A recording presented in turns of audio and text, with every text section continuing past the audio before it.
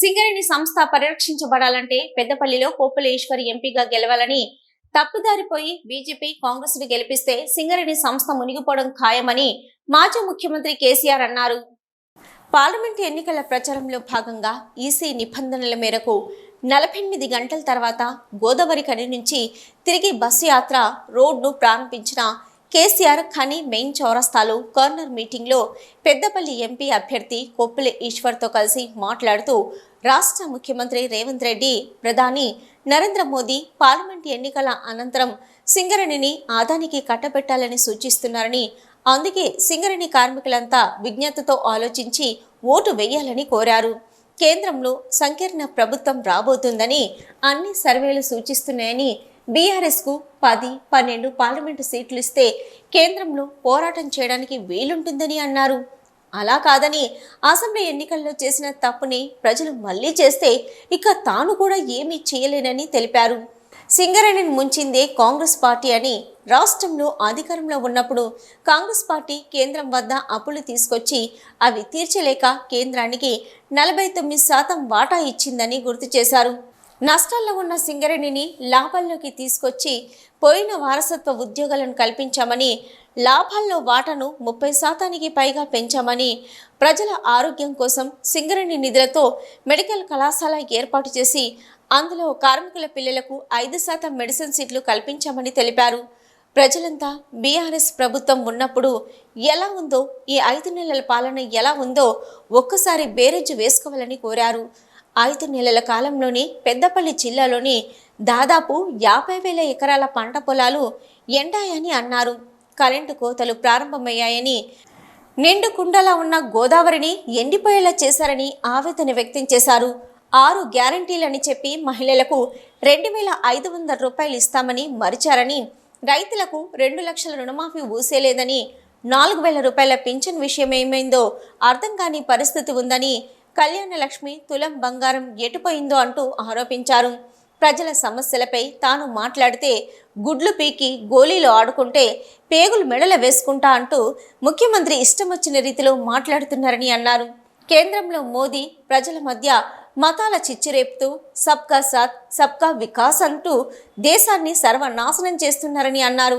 ప్రభుత్వ సంస్థలన్నీ ఆదానీలకు అప్పచెప్తూ దేశాన్ని అమ్ముకుంటున్నాడని అన్నారు. ఎన్నికల ప్రచారంలో కేసీఆర్ బస్సు యాత్ర, రోడ్ షోలను చూసి కాంగ్రెస్ బీజేపీలకు భయం పుట్టిందని, అందుకే తనకు 48 గంటల పాటు బయటకు రాకుండా చేశారని తెలిపారు. అయితే గోదావరి ఖనికి సాయంత్రం 5 గంటలకే వచ్చిన ఏసీ ఆంక్షల మేరకు 8:30 తర్వాత మీ వద్దకు రావాల్సి వచ్చిందని, కేసీఆర్ బయటకొస్తే వాళ్ల గుండెలు అదులుతున్నాయని అన్నారు. ఈ ప్రాంత బిడ్డ, సౌమ్యుడు, మీ అందరి కళ్ల ముందు పెరిగినవాడు కొప్పుల ఈశ్వర్ను గెలిపించుకోండని ప్రజలకు విజ్ఞప్తి చేశారు. ఎప్పుడైతే తెలంగాణ ప్రమాదం వస్తుందో, ఎప్పుడైతే తెలంగాణ ప్రమాదంలో పడుతుందో మనం అందరం ఏకం కావాలి, సరైన నిర్ణయాలు తీసుకోవాలి. ఎలక్షన్లు వస్తాయి పోతాయి, కానీ ఎవరు గెలిస్తే మన హక్కులు కాపాడతారు, మన నదులు కాపాడతారు, మన సింగరేణి కాపాడతారు. దయచేసి ఆలోచన చేయాలని నేను కోరుతా ఉన్నా. అది జరగకపోతే పెద్ద ప్రమాదంలో పడతాం, చాలా పెద్ద ఇబ్బంది వస్తుంది. దానికోసం మీ కాళ్ళల్లో చేలల్లో మీ మధ్యలో పెరిగిన బిడ్డ, మీ బిడ్డ, సింగరేణి కష్టం తెలిసిన బిడ్డ ఈశ్వర్ గెలిస్తేనే తప్పకుండా మన హక్కుల కోసం కొట్లాడతాడు. కాబట్టి దయచేసి అన్ని వర్గాల ప్రజలు కూడా ఆలోచించి గోదావరి కనుకున్న ఈ వైభవం, మంచిర్యాలకున్న వైభవం, ఇలా భూపాలపల్లి, సత్తుపల్లి, కొత్తగూడెం ఉన్న వైభవం సింగరేణిని కాపాడుకోవాలంటే ఖచ్చితంగా బొగ్గు గని కార్మికులు ఉన్నటువంటి పక్షాలు ఉన్నటువంటి ఈయన గెలిస్తేనే బ్రహ్మాండంగా జరుగుతుంది. నరేంద్ర మోడీ 10 ఏళ్ల కింద రాజ్యానికి వచ్చింది. నరేంద్ర మోడీ వాగ్దానాలు వినండి. సబ్కా సాత్ సబ్కా వికాస్ అయిందా? సత్యనాశ అయింది దేశం. కేసీఆర్ 1 లక్ష మాఫీ చేసిండు, నేను 2 లక్షలు మాఫీ చేస్తా. ఇక మీరు ఉరుకుర్రి డబ్బులు తీసుకోండి, ఉరుకుర్రి డబ్బులు తీసుకోండి. డిసెంబర్ 9 తారీఖు నాడే 10:30కే మొత్తం మాఫీ చేస్తాను. అయిందా 2 లక్షల రుణమాఫీ?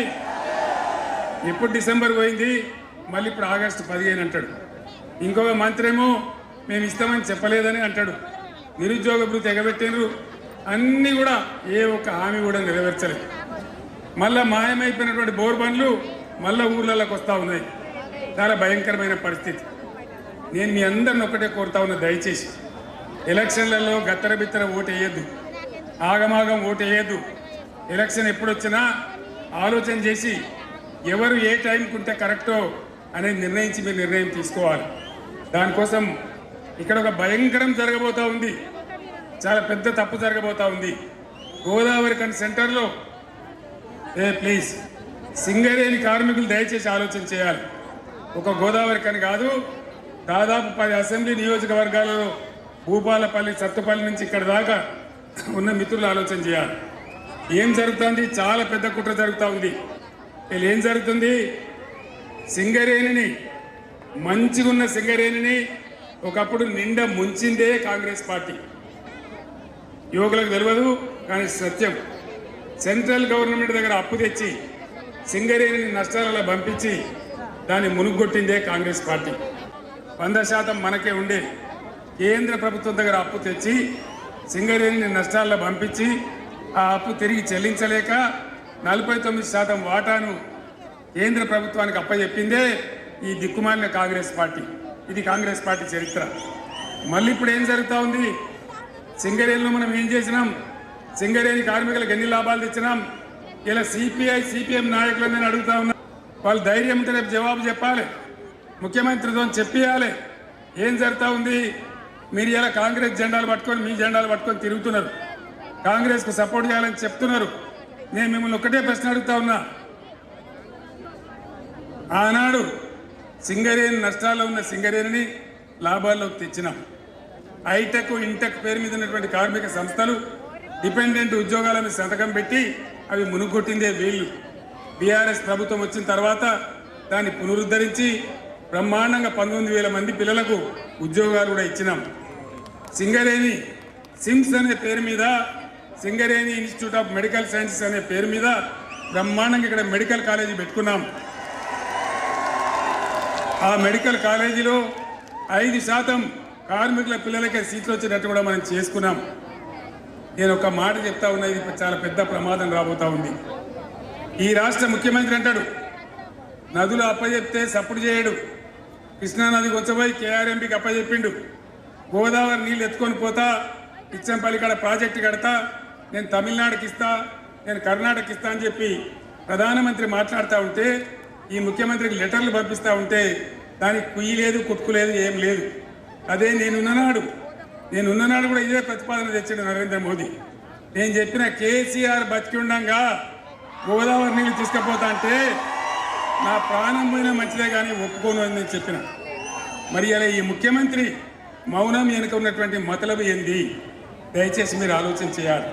వినయం ఉన్నవాడు, విధేయత ఉన్నవాడు, నిస్వార్థంగా బతికినవాడు, మంచి పేరు ప్రతిష్టమైనటువంటి వ్యక్తి మీ గోదావరికి బిడ్డ, మీ కార్మికుడు. ఆయనను గెలిపిస్తే మీ పక్షాన కొట్లాడతాడు. కాబట్టి కార్మిక లోకమంతా కూడా దయచేసి ఆలోచన చేసి, ఇతర మేధావులు కూడా ఆలోచన చేసి బీఆర్ఎస్ని గెలిపించాలని నేను కోరుతా ఉన్నా. ఈ రోడ్ షోలో రామగుండం మాజీ MLA Korukanti Chandan, Peddapalli ZP chairman పుట్ట మధుకర్, పెద్దపల్లి మాజీ ఎమ్మెల్యే దాసరి మనోహర్ రెడ్డి, మాజీ చెన్నూరు ఎమ్మెల్యే బాల్కా సుమన్, మాజీ ఎమ్మెల్సీ భానుప్రకాష్, మాజీ గ్రంథాలయ చైర్మన్ రఘువీర్ సింగ్, మాజీ police housing chairman Koleti Damodar, TBGKS అధ్యక్షులు మిరియాల రాజిరెడ్డి, కౌశిక హరి, దాసరి ఉష, అధిక సంఖ్యలో బీఆర్ఎస్ నాయకులు, కార్యకర్తలు పాల్గొన్నారు.